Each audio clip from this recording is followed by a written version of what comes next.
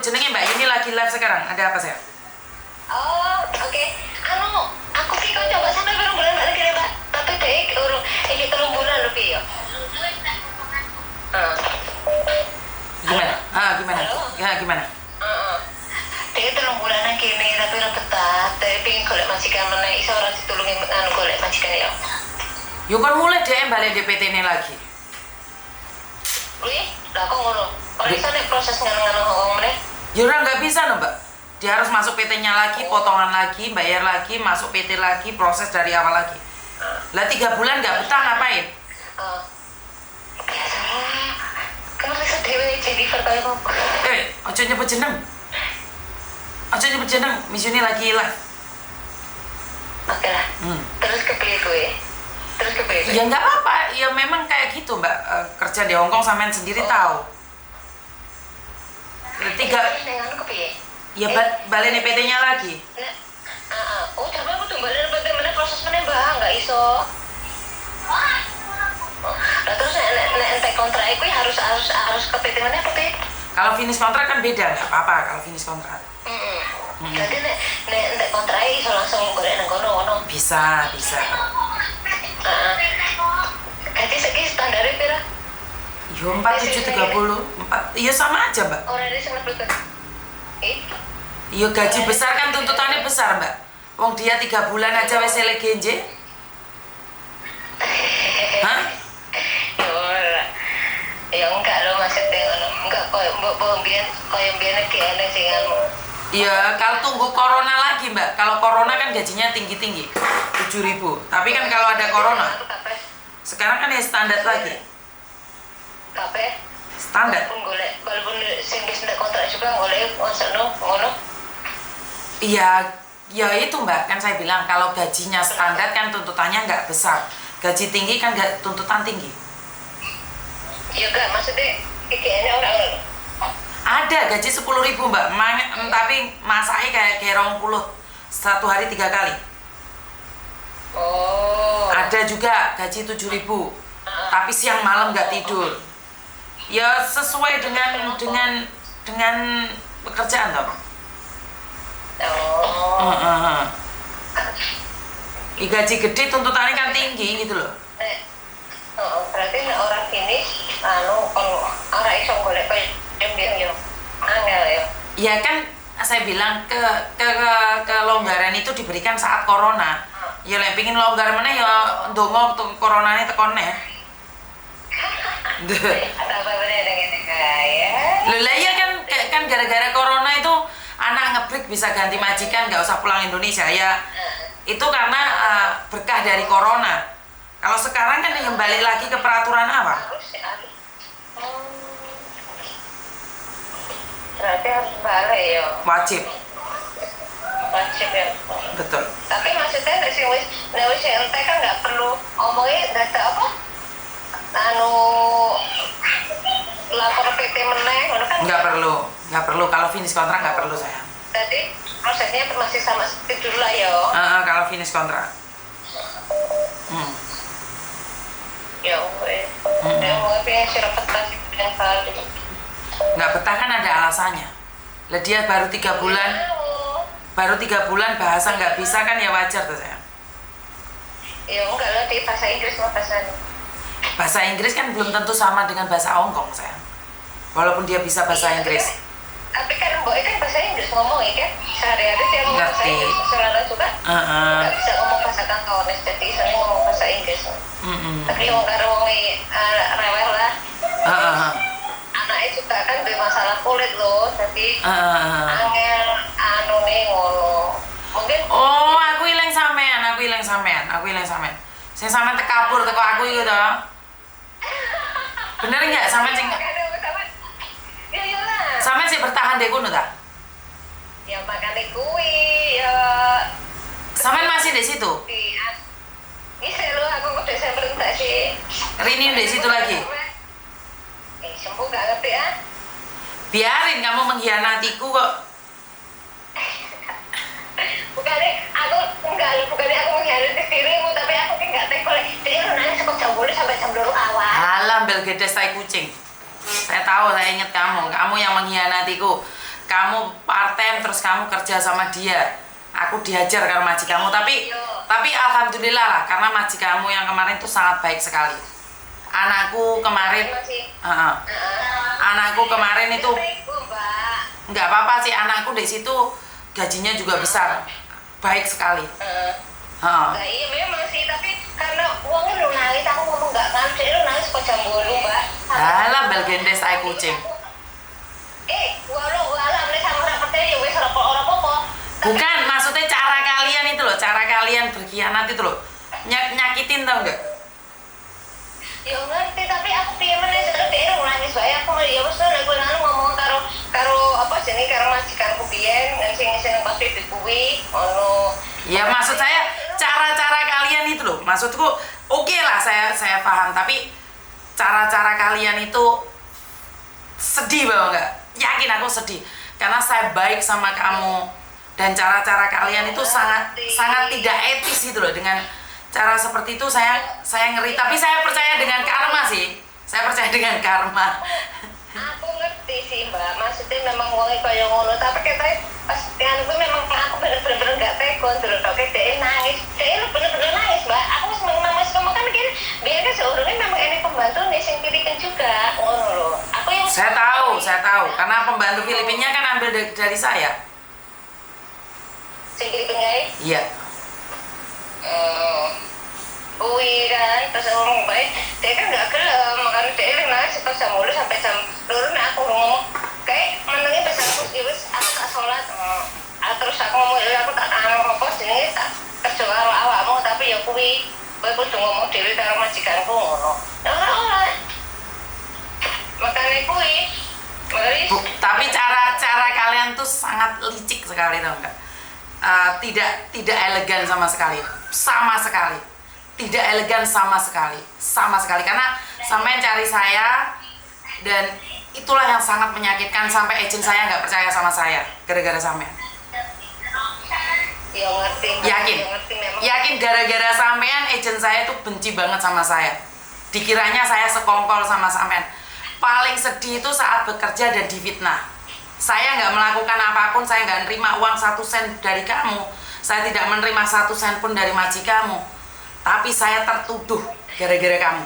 Sampai agent saya itu merasa bahwa saya mengkhianati perusahaan saya. Itu gara-gara sampean. Yakin. Sampai saat ini tuh membekas di saya. Yakin. Iya ngerti Mbak, apa ya jalur maaf. Tapi ya solusinya karena kan aku nggak tegon. Ya udah nggak apa-apa kan saya bilang. Sampean boleh memberikan alasan itu. Tapi gara-gara sampean perusahaan saya itu tidak percaya sama saya. Dikiranya saya itu dapat uang dari pengkhianatan kalian. Jadi perusahaan saya mengira bahwa saya itu dapat uang dari kalian, makanya saya melepaskan kalian. Benar, intinya adalah gara-gara sampean saya tuh diawasi di perusahaan, gara-gara sampean saya tuh tidak dipercaya. Tapi ya udah nggak apa-apa, dengan begitu kan saya tahu perusahaan tidak menyukai saya. Tapi awal mulanya saya tidak dipercaya oleh perusahaan. Itu gara-gara pengkhianatan kalian yang sangat licik. Caranya itu loh. Cara kalian main itu loh. Tapi ya wis ikhlas lah, aku dewe udah nggak bekerja di situ. Jadi saya selalu bilang bahwa saya keluar Mbak. Saya keluar dari perusahaan saya. Makanya saya terima kasih karena sampean sudah melakukan itu pada saya hingga saya membuat keputusan untuk keluar dari perusahaan saya. Jadi ya terima kasih aja sih menurut pendapat saya. Enggak, ya maksudnya apa ya jalur maaf kalau Mbak karena udah selesai, udah berlalu sih, saya nggak ada masalah. Iya ya mungkin dapat sepengetahuanku aku gawe apa jenenge gawe susah sampean. Enggak juga sih. Enggak. Aku nggak tegon delok. Enggak apa-apa. Nggak apa-apa. Jadi tapi kan saya nggak perlu nangis ke sampean apa yang dilakukan oleh perusahaan saya. Saya kan nggak cerita sama sampean. Kamu nangis karena dia dan saya nangis karena kelakuanmu. Jadi tapi ya itu saya bersyukur karena akhirnya saya tidak bekerja lagi di perusahaan itu karena kepercayaan itu sudah nggak ada. Saya tidak dipercaya di perusahaan tersebut. Jadi intinya adalah ya sudah nggak apa-apa sih. intinya saya cuma pingin bilang, bukan sebentar, saya cuma pingin bilang, kamu boleh menyakiti orang lain, tapi ingat dampak dari kamu menyakiti orang lain karena kamu ingin menyenangkan orang lain. Boleh, kamu itu boleh, tapi nggak dengan cara seperti itu. Dengan cara seperti itu. Nggak cara seperti itu. Licik banget. Benar, licik banget. Dengan cara-cara seperti itu sampai bos saya melongo loh. Dengan cara-cara kalian datang ke kantor saya. Yakin. Saya dipanggil bos saya dan saya dimasukkan di ruangan dan ditanyain. Kamu kong kali kong di belakang ya, jadi jangkrik. Saya nggak dapat apa-apa, tapi ya udah nggak apa-apa sih. Saya pribadi udah 2 tahun, hampir 2 tahun berlalu ya saya bersyukur sih. Saya karena kamu tidak bekerja di perusahaan itu, ya udah nggak apa-apa. Apa yang bisa saya lakukan? Ya walaupun terlambat ya aku jalur maaf lah Pak ya. Udah terjadi. Udah lupa saya kok. Saya sendiri sudah lupa. Ya enggak. Apa jenenge kuwi lho maksudnya karena aku nggak take on sisi lain, tapi sisi lain aku menyakiti, tanpa sadar aku menyakiti sampean ngono lho. Enggak juga sih, malah saya senang setidaknya Tuhan udah kasih saya lihat bahwa memang perusahaan saya tidak sesuai dengan saya karena saya tidak dipercaya gara-gara dipikirnya saya kong kali kong sama kamu. Jadi dipikirnya saya dapat uang dari kalian 1.000, 2.000 atau 3.000, padahal saya katakan saya tidak pernah mengambil uang dari siapapun. Tapi perusahaan tidak percaya, ya udah nggak apa-apa sih. Jadi memang secara pribadi saya dicurigai, ya udah nggak apa-apa.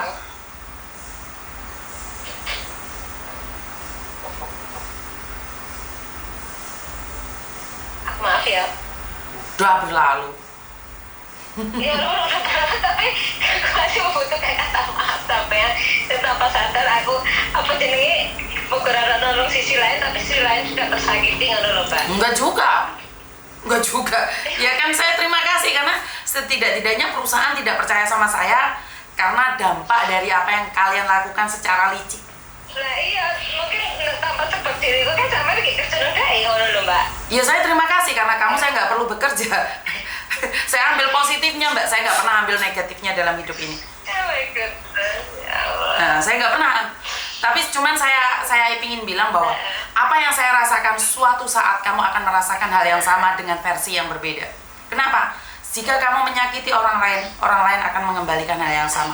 Jika kamu nanam baik sama orang lain akan nanam baik sama kamu. Bukan hari ini saja, karena hidup itu bukan untuk hari ini aja. Iya sih Mbak, iya. Maaf ya. Sama-sama. Ya Allah. Pokoknya karena kataku hilang dan aku nggak tahu sebenarnya aku ya bisa mau, tapi mbak selalu ngomong kuwi sih apa enggak apa pokoknya kekep bikin aku terus nangis bae, makanya aku ya wis tapi carane makanya aku terus ya Allah sebenarnya aku ya nasi udah menjadi bubur, aku jangan maaf ya sepersennya ya. Siap. Ya. Iya. Saya loro hati sampean meneh. Ora loro hati lah, sudah berlalu kok. Aku menampung loro hati, jebol hatiku, Mbak. Jebol hatiku kalau saya harus merampung loro hati dari setahun yang lalu, jebol hatiku.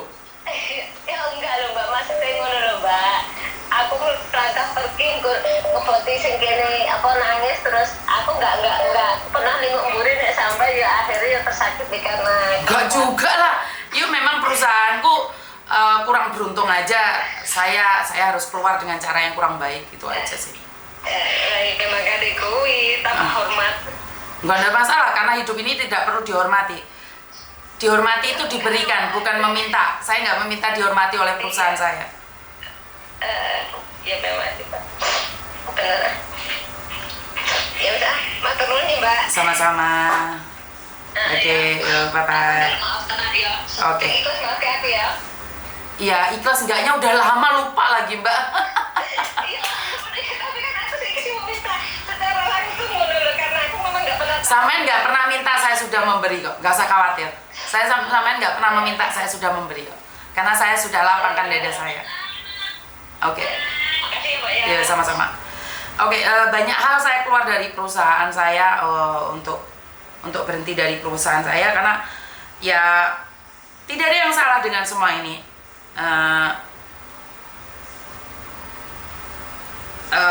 Saya nggak bisa ngomong ya,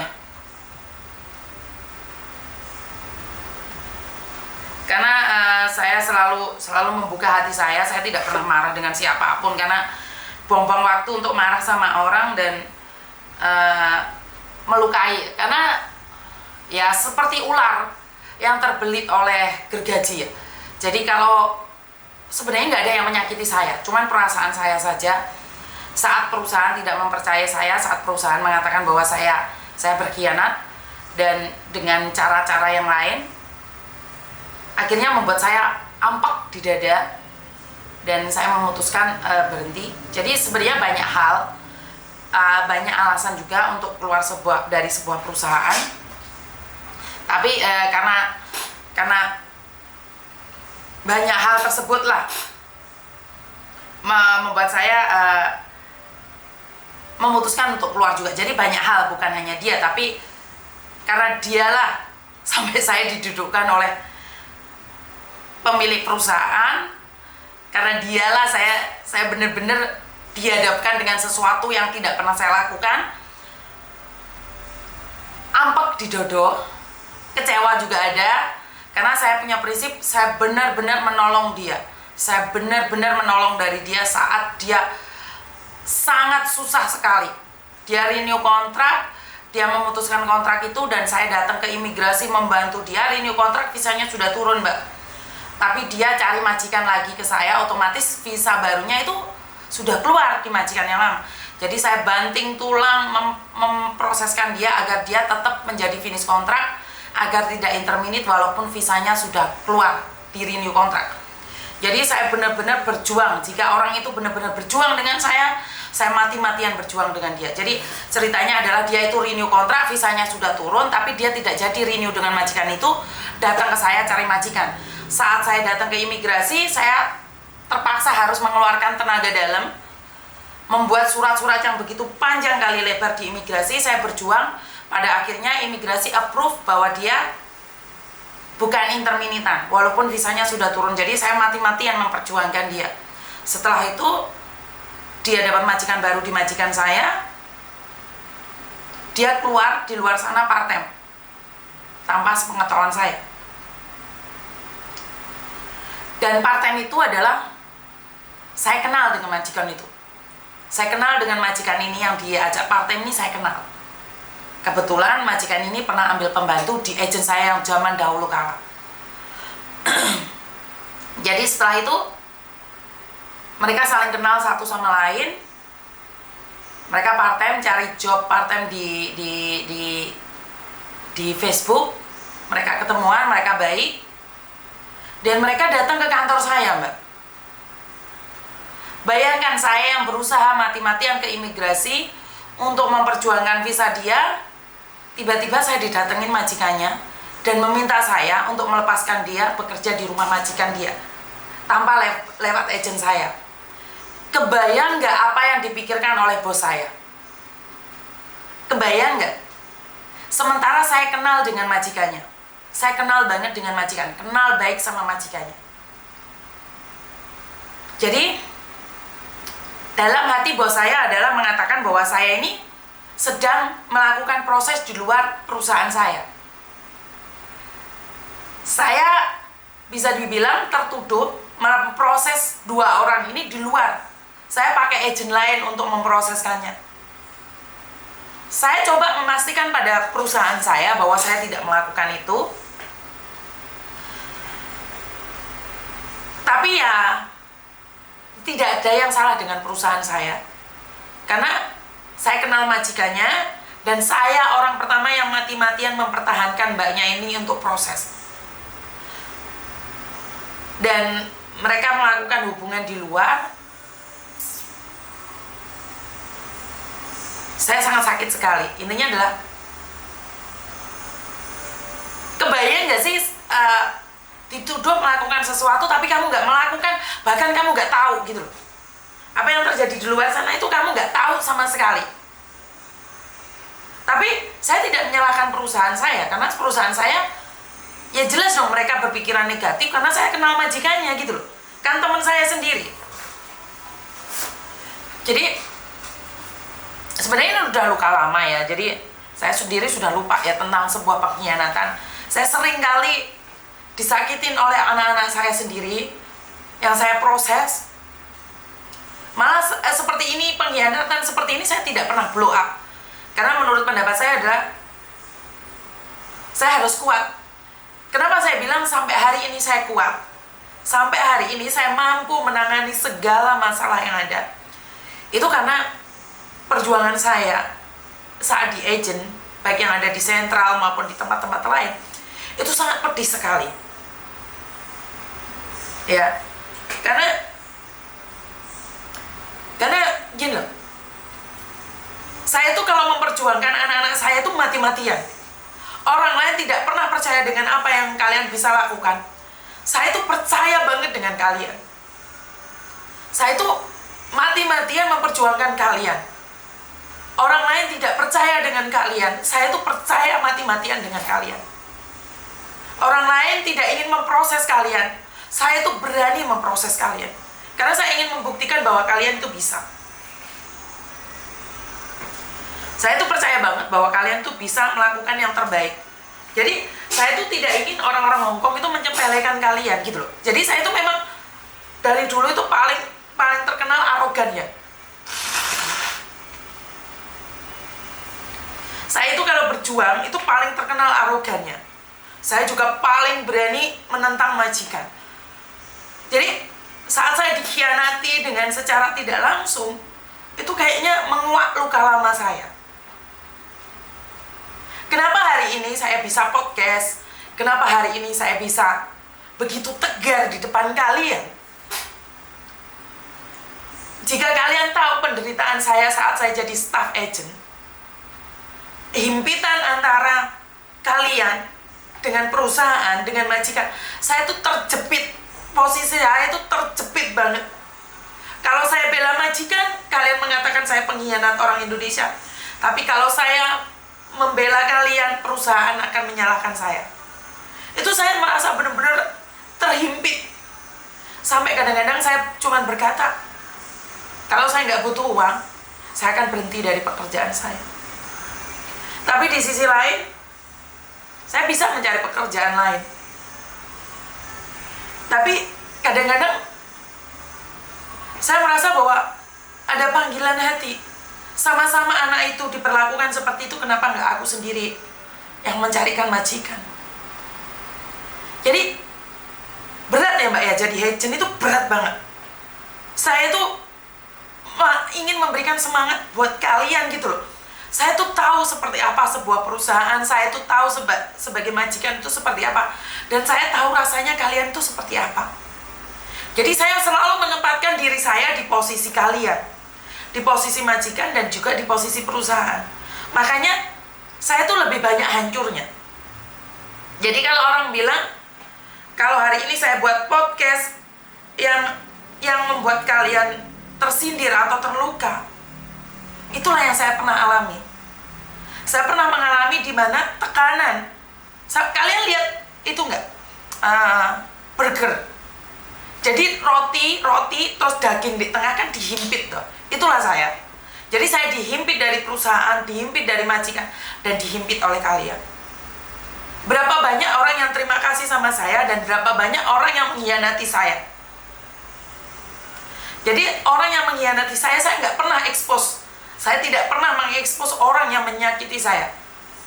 Orang yang tiba-tiba pinjem uang saya dan nggak kembali, bahkan dia bilang, saya ngambil uang dia. Padahal posisi dia utang saya bantu. Setelah itu cerita sama orang kalau saya ambil uang dia. Hancur nggak Mbak? Hancur nggak perasaan? Saya tuh yang nolong kalian, saya tuh pakai uang saya untuk membuat paspor yang kalian gadekan, saya menebuskan paspor kalian. Dan akhirnya dia cerita sama bos saya kalau saya itu minta uang ke dia. Saya pernah merasakan itu. Saya itu pernah merasakan yang dimana saya nebus paspor dan saya yang dikatakan ambil uang lebih dari 10%. Jadi banyak sekali cerita-cerita yang tidak saya expose karena sebuah pengkhianatan. Jadi kenapa saya hari ini mengajarkan Koko Thomas untuk jangan pernah ambil uang dari siapapun, termasuk 10%. Kenapa itu saya mengajarkan Koko Thomas jangan pernah memaksa seseorang untuk melakukan tanda tangan. Dan saya juga ngajarin Koko Thomas agar jangan mudah sakit hati. Di sini juga saya mengajarkan Koko Thomas jangan pernah baperan sama mbak-mbak. Jangan pernah merasa baperan dengan mbak-mbak. Jangan merasa bahwa mbak itu baik sama kamu, seumur hidupnya dia akan baik sama kamu. Karena orang yang paling menyakiti adalah orang yang paling kamu sayangi. Dan itu terjadi pada saya. Saya tidak mengizinkan anak saya terluka seperti saya. Kalian bisa lihat, Koko Thomas tidak pernah ambil 10% pun dari siapapun. Karena saya memang tidak izinkan Koko Thomas mengambil uang. Kenapa? Karena biar tidak ada orang yang punya alasan untuk menyakiti Koko Thomas. Jadi kalau sama saya, kalian kemarin kan saya bekerja di perusahaan orang, otomatis saya tidak bisa melakukan hal lebih.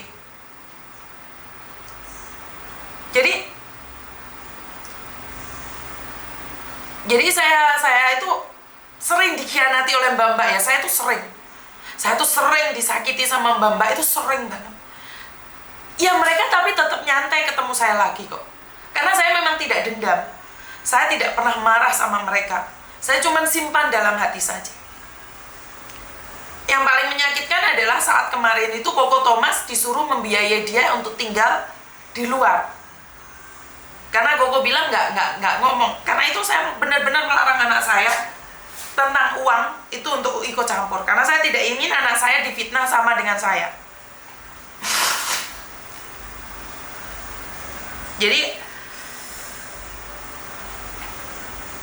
sampai hari ini saya mampu berjuang di podcast ini. Mungkin di Hong Kong YouTuber yang mampu punya subscriber yang besar itu saya. Tapi itu adalah sebuah perjuangan dari pengkhianatan anak-anak saya. Kerasa ketidakpercayaan perusahaan sama saya. Hingga membuat saya mampu bertahan dan saya bisa apa ya? Bisa membuat perusahaan sendiri. Dan dengan adanya Koko Thomas yang mau, saya katakan sama Koko Thomas, satu, taati peraturan. Jangan menye-menye. Dan jangan pernah minjemin uang ke siapapun. Jangan terlalu dekat sama mbak-mbak. Karena dampaknya akan sangat baper. Jadi kenapa saya ngelarang Koko Thomas untuk dekat sama kalian terlalu over, apalagi berpelukan atau apapun? Karena saya tidak ingin terjadinya fitnah. Saya selalu melarang Koko Thomas SMS-an sama mbak-mbaknya lebih dari sebuah pekerjaan. Itu ya karena saya tidak ingin anak saya disakitin. Saya selalu menyeteling SMS-nya Koko Thomas. Saya selalu melihat SMS-nya Koko Thomas. Kenapa? Karena saya tidak ingin ada orang yang SMS itu lebih dari apa itu. Karena saya pernah katakan sama kalian, ada 2 mbak yang SMS Koko Thomas itu overload. Selalu menanyakan Koko Thomas lagi ngapain. Koko Thomas kenapa nggak balas SMS? Kenapa Koko Thomas sekarang berbeda? Kenapa sekarang Koko Thomas tidak ingin berbicara dengan saya? Kenapa nggak ngangkat telepon saya? Itu sudah di luar pekerjaannya Koko Thomas. Sudah di luar pekerjaan Koko Thomas. Karena itu, kalau kamu menanyakan tentang pekerjaan, tentang majikan, nggak masalah. Tapi kalau sudah menanyakan tentang Koko Thomas sudah makan belum, kenapa Koko Thomas sendiri, kenapa Koko Thomas nggak ngangkat telepon saya, karena yang dibicarakan tentang pribadi, itu sudah overload ya Mbak ya. Jadi saya minta untuk tidak seperti itu. Karena saya tidak ingin nanti kalian screenshot, kalian bagikan di Facebook, kalian bagikan di Instagram, mengatakan bahwa Koko Thomas pacar kalian. Dan itu akan berdampak ke masa depannya Koko Thomas juga.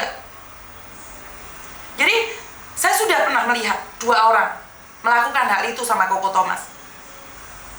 Jadi, Koko Thomas lagi ngapain aja dikontrol. Dan saya menanyakan sama Koko Thomas, apakah kamu pacaran dengan dia? Tidak. Kalau sebatas pekerjaan saja, kenapa over? Jadi saya tidak melarang kalian berkomunikasi dengan Koko Thomas, karena Koko Thomas adalah seorang agent. Cuma jangan sakitin dia, jangan sampai terjadi seperti pengkhianatan yang terjadi pada saya. Jadi kalau kalian menyakitin saya masih kebal ya, karena saya orang Indonesia ya, imun saya lebih kuat ya. Bagaimana kalau dia keturunan dari orang Cina, kalian sakitin, saya takutnya itu jadi dendam. Dendam itu seperti apa? Dia akan memperlakukan kalian dengan tidak baik. Dia akan memperlakukan mbak-mbaknya di masa depan itu dengan cara dia, sama dengan agent-agent lain. Itu yang saya kontrol dari Koko Thomas. Kenapa saya kontrol Koko Thomas hari ini? Itu karena saya tidak ingin Koko Thomas punya pikiran jahat pada kalian. Saya tidak ingin Koko Thomas itu balas dendam.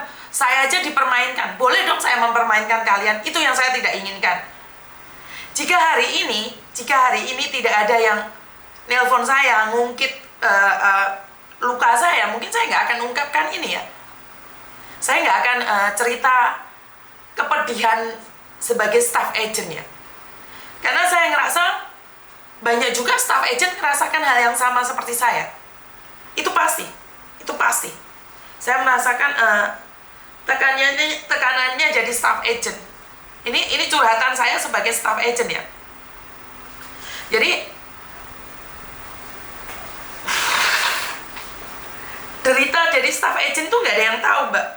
Yang kalian tahu cuman mungkin bentak-bentak kalian, karena saya sendiri nggak pernah memperlakukan kalian dengan baik ya. Jadi ya tekanannya itu sangat besar sekali intinya. Ya buat teman-teman.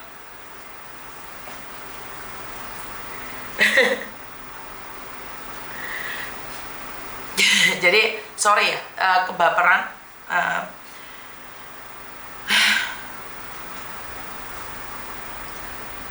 Ya saya minta maaf ya, nggak seharusnya saya mengungkapkan luka batin saya sebagai staff agent. Yang paling sakit adalah saat kamu tidak dihargai di sebuah perusahaan. Saya keluar karena saya merasa saya tidak dihargai, atau memang saya tidak berharga di sebuah perusahaan tersebut. Jadi saya tetap semangat, karena itu hari ini saya memilih menjadi influencer. Saya lebih bisa menjadi diri saya sendiri. Saya bisa semangat. Saya bisa bisa memberikan saran dengan versi saya.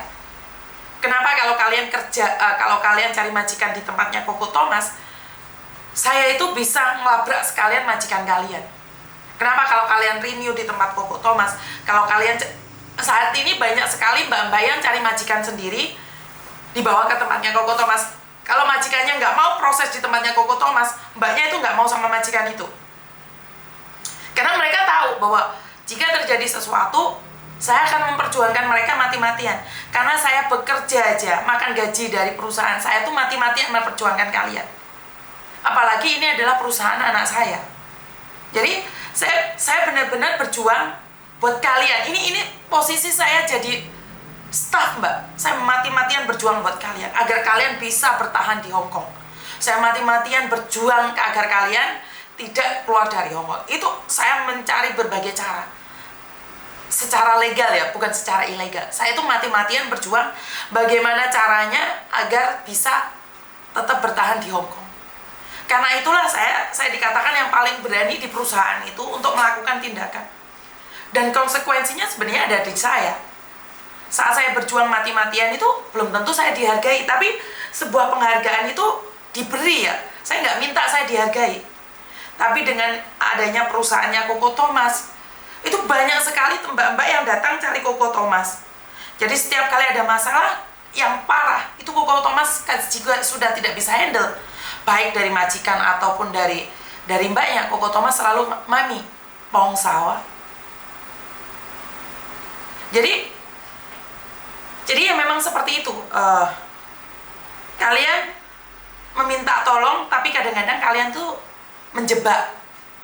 Walaupun tidak semuanya ya. Jadi disinilah saya selalu katakan bahwa terima kasih atas dukungan kalian, secara langsung dan tidak langsung, membuat saya mampu berdiri independen. Kenapa saya tidak mau diendos siapapun? Kenapa saya tidak mau terikat dengan siapapun? Ada sedikit bocoran sebenarnya, saya tuh akan dijadikan oleh beberapa orang, beberapa tempat untuk menjadi ketua di salah satu sesuatu. Ada 3 tawaran ke saya. Saya dijadikan ketua. Tapi saya bilang, apa benefitnya buat saya? Mijuni diakui. Apa artinya sebuah pengakuan jika saya tidak bisa menjadi diri saya sendiri? Saya sudah cukup terikat 20 tahun bekerja di agent. Kalau saya jadi ketua sesuatu, otomatis saya yang ada adalah rapat, meeting. Saya tidak akan bisa lagi mendengarkan suara hati kalian. Saya tidak bisa lagi bengok-bengok dengan kalian. Jadi sebenarnya ada orang-orang yang menunjuk saya sebagai sesuatu. Tapi saya katakan tidak. Kenapa? Kalau saya menjadi ketua sesuatu, saya tuh nggak bisa fokus sama kalian. Saya lebih bahagia menjadi diri saya sendiri hari ini. Saya lebih bisa, ngobrol sama kalian dari hati ke hati. Kadang-kadang obrolan kita sampah kok. Obrolan kita sampah, nggak apa-apa. Tapi saya cuma ingin satu hal buat kalian semua. Yang saat ini kalian miskin, yang saat ini kalian nggak punya pekerjaan, yang saat ini kalian tidak tahu harus seperti apa. Ingat, sampah itu lebih berharga daripada kita yang miskin. Kenapa saya bilang seperti itu? Karena sampah ada yang memungut. Tapi kita orang miskin, kita nengok orang aja dipikirnya kita mau pinjam utang. Saat kita miskin, kita jalannya nunduk. Kalau kita nggak nunduk, kita ngelihat orang dikiranya kita mau minta uang. Karena itu saya selalu katakan buat kalian, semangat torek lek kerja rek. Semangat torek kerja, mumpung ada waktu. Semangat. Jangan izinkan dirimu miskin. Kamu miskin karena berusaha, setidaknya kamu pernah berusaha. Tapi kalau kamu miskin karena males, kamu miskin karena kamu tidak bekerja, itu adalah salahmu. Jadi, buat kalian semua yang saat ini tidak dipandang oleh orang, tidak dihargai oleh orang, ayo kerja yang keras, rek. Tunjukkan pada dirimu sendiri. Ingat, jangan minta orang menghargai kamu, tapi biarkan orang memberikan harga atas apa dirimu, atas siapa dirimu. Jadi jangan pernah menjatuhkan diri sendiri. Jangan sampai hidup miskin. Apalagi miskin yang dibuat sendiri. Targetnya belum masih ada, targetnya tidak ada. Akhirnya pacaran sama tentara, sama polisi, sama oknum-oknum. Akhirnya kamu jatuh miskin karena utang. Jadi buat teman-teman,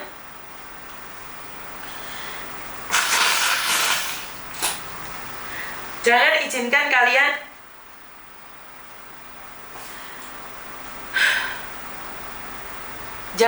kalian menyakiti diri sendiri. Tetap berusaha. Majikan cerewet nggak ada yang tahu. Yang penting majikan nggak mukul. Ya, harus berusaha. Harus berusaha. Saya selalu ingatkan, orang kaya jual daun laku, mbak. Orang miskin jual emas itu loh, cek dikeruk, palsu atau asli. Jadi tetap semangat, lakukan yang terbaik. Dan mungkin itu aja hari ini dari saya, karena kemarin saya live sampai 4 jam, tapi hari ini kayaknya saya nggak kuat nih live 4 jam, karena pikiran saya kayak sedikit drop. Jadi teman-teman, jika kalian percaya sama saya, jika kalian bisa lakukan yang terbaik, saya sangat bahagia. Jika kalian saat ini ada di Hong Kong dan butuh bantuan, silahkan datang ke Koko Thomas. Karena Koko Thomas merasa bahwa Mami, aku sekarang itu selalu dibantu oleh teman-teman. Saya mau nutup, ternyata ada telepon masuk. Ya udah, saya angkat dulu ya. Halo. Halo, Assalamualaikum. Waalaikumsalam. 请 Iya Mbak, hati-hati Miss Yuni lagi live saat ini. Iya, kenapa sayang? Ini aku kan habis